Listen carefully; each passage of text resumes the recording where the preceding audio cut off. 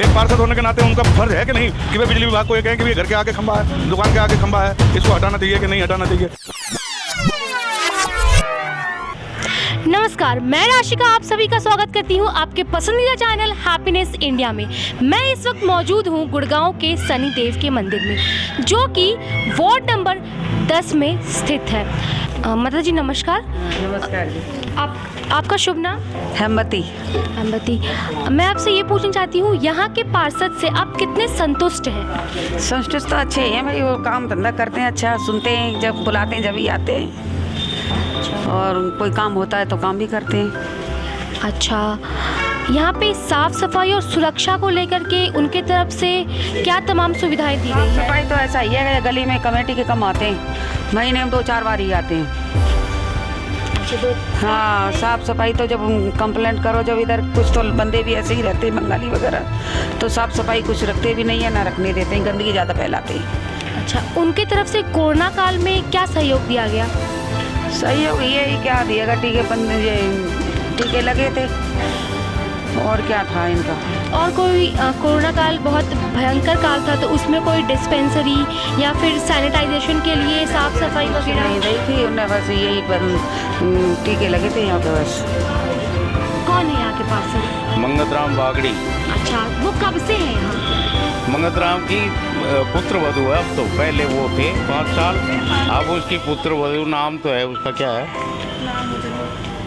वो तो थोड़ा माइंड तो उनकी बहू अब उतरी है, तो आप क्या उम्मीद करते हैं कि जैसा वो करते थे वही चीज़ उनकी बहू कर पाएंगी? नहीं, मतलब ये है कि अभी एट प्रेजेंट वो हैं। अच्छा, पहले उससे पहले 5 साल मंगत राम बागड़ी जी थे, अब उनकी पुत्र वधू। यहाँ पे स्कूलों की व्यवस्था कैसी है, सरकारी स्कूल की?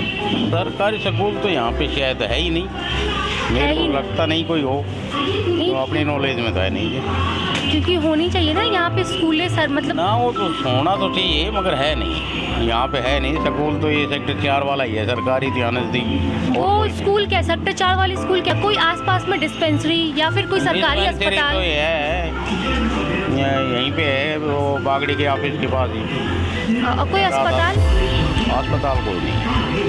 तो यहाँ के लोग जब बीमार पड़ते हैं, अब मान लीजिए अचानक से कोई इमरजेंसी आ गया, तो फिर वो कहाँ जाते हैं? बस जितने प्राइवेट क्लिनिक है या सेक्टर 10 में है जो सरकारी हॉस्पिटल, उसी में जाते हैं। कोरोना काल में उनके द्वारा आपको क्या क्या सुविधाएं दी गई? देखो, हमें तो क्या मिलनी थी, जो गरीबों को उन्होंने अनाज वगैरह तो भी मतलब दिया। सेफ्टी को लेकर के कोरोना में बहुत सारी चीजें थी ना, मतलब देखो, हमें तो सिंगल नए पैसे का फायदा नहीं लिया गवर्नमेंट से, जो हम इनकम टैक्स पे ही हैं, इसलिए हमें तो कुछ मिला नहीं, मगर ये है लोगों को अनाज वगैरह बंटता था, ये देखिए हम। अंकल जी नमस्कार, आपका शुभ नाम? आप यहाँ कब से हैं? 20 साल हो गए। अच्छा, यहाँ के पार्षद द्वारा आपको क्या क्या सुविधाएं दी गई हैं?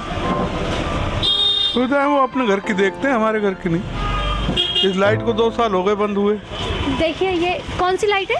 ये बिजली के खंभे पे। अच्छा, बिजली की, यहाँ पे बिजली की भी ठीक 10 साल उन्हें बने हो गए पार्षद। पहले वो बागड़ी साहब थे, अब उनकी बहू है वधू। दोनों से 10 बार ही हजारों दफे कह चुके, कल लगे ये काम हमारा नहीं है, ये सुविधा मिलती है पब्लिक को। अच्छा, तो कोरोना काल में उनकी तरफ से कोई सहयोग आपको मिला या नहीं? कोरोना काल में तो वो अपने घर पे पैक थे, उनको कोरोना नहीं हो जाता। वो आम जनता के लिए नहीं थे? आम जनता को हमने तो देखा नहीं, बाकी अपने ऑफिस पे खड़े होकर उन्होंने कुछ किया हो तो पता नहीं। इस बार कौन आएगा? देखो, अभी तो टाइम बताएगा, वैसे उम्मीद प्रशांत भारद्वाज की। अंकल जी यहाँ के पार्षद से बेहद परेशान है। उन्होंने कहा ये बिजली के खंभा की कंप्लेंट उन्होंने पिछले 2 साल से कर रहे हैं, लेकिन उनकी यहाँ कोई सुनने को तैयार नहीं है।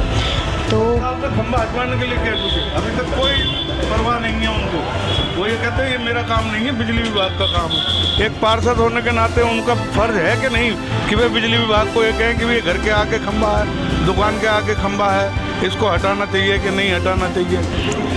भाई साहब नमस्कार, आपका शुभ नाम? खैराती लाल। खैराती लाल।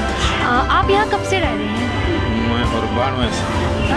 1992 से। कोई कम्युनिटी सेंटर, कोई पार्क वगैरह की व्यवस्था यहाँ की? यहाँ कोई पार्क नहीं है, कोई कम्युनिटी सेंटर नहीं है, कहा था लेकिन आज तक मिला नहीं। कोई डिस्पेंसरी या फिर कोई हॉस्पिटल? डिस्पेंसरी तो है, वो रेंट पे हाँ, डिस्पेंसरी भी रेंट पे, परमानेंट सरकार की तरफ से नहीं है। वहाँ की सुविधाएं क्या दी गई है, मतलब प्रॉपर चीज़ें वहाँ पे मिलती है जो यहाँ की जनता की डिमांड है?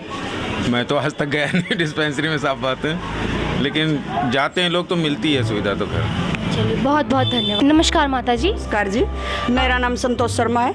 मैंने वार्ड नंबर 10 लक्ष्मण विहार से पिछला इलेक्शन फाइट किया था और हमारी कॉलोनी में बहुत सारी समस्या है।